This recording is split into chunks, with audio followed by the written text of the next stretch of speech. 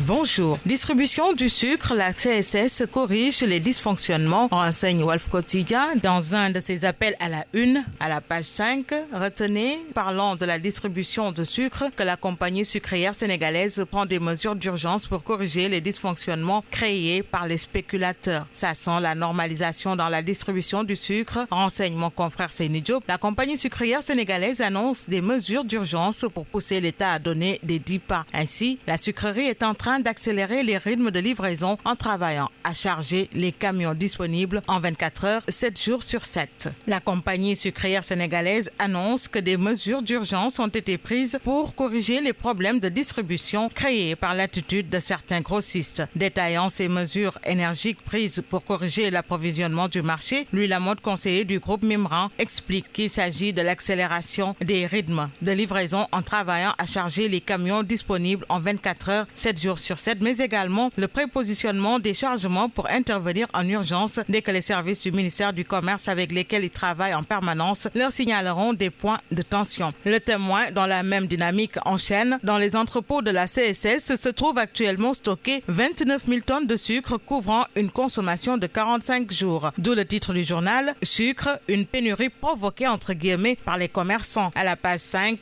mon autre confrère Moustapha Boy signale que des commerçants organisent entre guillemets une pénurie de sucre pour pousser l'État à augmenter les prix. La compagnie sucrière sénégalaise dénonce une volonté de nuire aux consommateurs. Toute cette stratégie est cousue de fil blanc. Elle procède de cette habitude ridicule déployée à chaque fois que le calendrier indique une fête religieuse importante dont ils veulent profiter, foulant au pied toutes les règles de régulation dans le secteur, confie Louis Lamotte. Le quotidien du groupe Avenir Communication d'enchaîner importation, gel de la taxe conjoncturelle, l'État sucre les commerçants, un gel justifié par la hausse des prix et la pénurie. Le Conseil national de la consommation convoqué ce matin. Parlons-en justement, c'est aujourd'hui. Réumi Quotidien parle de l'urgence de la stabilisation des prix, tandis que dans le quotidien LAS, par rapport à la cherté des denrées de première nécessité, la taxe sur le sucre importé est suspendue. Abdoulaye Daouda Diallo suspend la taxe conjoncturelle à l'importation, renchérit les Échos pour alléger les consommateurs vis-à-vis de la hausse des prix au Sénégal. La mesure temporaire court jusqu'au 15 octobre prochain. Suspension de la taxe conjoncturelle hier par le gouvernement du Sénégal. Le règne de certains commerçants informe 24 heures à son tour, mes confrères, de se poser la question si le gouvernement du Sénégal a abdiqué devant certains commerçants. Autre quotidien, autre information, il s'agit des inondations qui continuent de faire des victimes dans la ville sainte. Vox Populi parle de 5 enfants qui meurent noyés à Touba. Touba en larmes, enchaîne source A. 5 enfants périssent dans les inondations et 200 familles dorment à la Belle Étoile. Avant-hier dimanche, un enfant de 10 ans périssait dans les eaux stagnantes de Kernian. Ce lundi, une fillette de 7 ans, une vacancière originaire de Mbour, a glissé pour atterrir dans un puits d'infiltration qui serait creusé par l'association Touba Tiakanam. Pendant ce temps, au quartier d'Aro Rahman, il y a 3 autres mômes qui ont rejoint le ciel à cause des eaux. Yoff, Ouest Foire, Dalifort, unité 24 et 25 des parcelles assainies, Nietimbar, Djeddah, Thiaroye-Kao. Ici, les inondations se conjuguent au passé, renseigne Le Soleil, tandis que nous passons à Dakar Times pour parler toujours inondation, recasement, indemnisation. Le terre de Macky plonge la banlieue dans la souffrance politique. Parlons-en avec la Tribune, mandatée par 30 partis politiques et mouvements. Bougane Gueye va rejoindre la grande coalition de l'opposition. Après les 4 grands, un 5e s'y ajoute. Et ce n'est pas tout. 24 heures sur cette information. Élection locale du 23 juin 2022. Gumsa Bop en force rejoint la bande des 4. Walf Quotidien revient. Pastef, PDS, Tahaou, alliance en sursis. Une épée de Damoclès sur la tête de Sonko, Khalifa et Karim. Au même moment, Bougane en renfort. Réorganisation et unité de l'opposition, l'éternel recommencement, informe l'info. Élection locale toujours, là se revient. Délivrance de certificat de résidence à Dakar. Le gouverneur dessaisit les maires. Élection locale à Sindia, la paire disqualifie le maire Thierno Diagne et vote entre guillemets Mamadou Faye, actuel DG de Petrosen Holding. Abba Bignona, Vive Kermassar, Aminata Assome Diatta en délit de transhumance. Titre critique. Passons au quotidien Le Mandat qui ouvre sur tout à fait autre chose. Il s'agit des violences universitaires, formation et Covid-19, le diagnostic du professeur Mamadou Diouf à lire, tandis que Libération parle de l'incendie au building administratif. Joker, le scandale, jusqu'à nouvel ordre, tous les bureaux logés au building qui abritent des ministères et services stratégiques sont fermés.